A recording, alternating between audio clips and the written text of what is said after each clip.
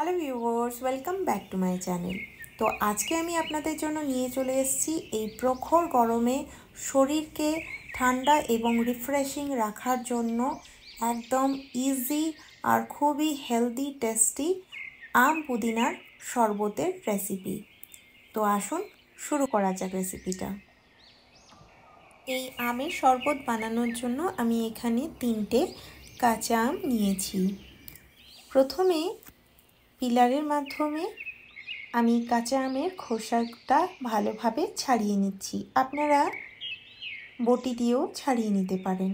এবার এটা ছোট ছোট টুকরো করে কেটে নেব। এর ভেতরে যে আটিটা আছে সেটা বাদ দিয়ে দেব।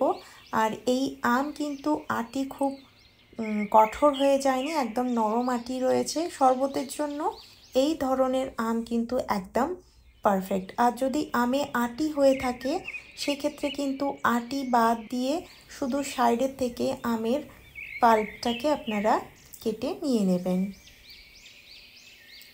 তো সব আমগুলো কাটা হয়ে গেছে। এবার আমের টুকরোগুলোকে একটা মিক্সি জারের মধ্যে নিয়ে নিলাম।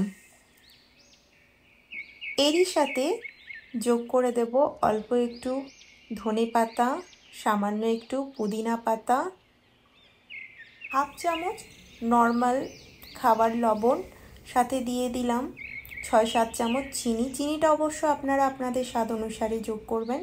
সাথে দিয়ে দিলাম হাফ চামচ বিট লবণ, 1/4 চা চামচ গোলমরিচ গুঁড়ো, হাফ কাঁচা লঙ্কা আর কয়েক টুকরো বরফ। এবার এর মধ্যে যোগ করে দেব 500 ml মতন জল।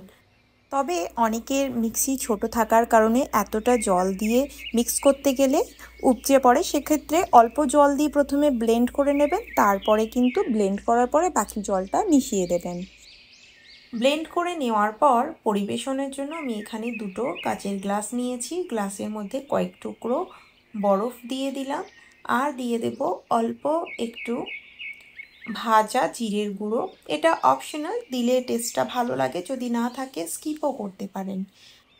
এবার ব্লেন্ড করে নেওয়া আমের শরবত দিয়ে গ্লাস 2টো ভরে নিলাম। তারপর পুদিনা পাতা দিয়ে একটু গার্নিশ করে ঠান্ডা ঠান্ডা এই রিফ্রেশিং পুদিনা আমের শরবত পরিবেশন করব। খেতে কিন্তু দুর্দান্ত হয়েছে আর দারুণ রিফ্রেশিং, একবার অবশ্যই ট্রাই করবেন। আশা করছি আপনাদের সকলের এই রেসিপি দারুণ ভালো লাগবে। তো রেসিপি দেখার জন্য আপনাদেরকে অসংখ্য ধন্যবাদ।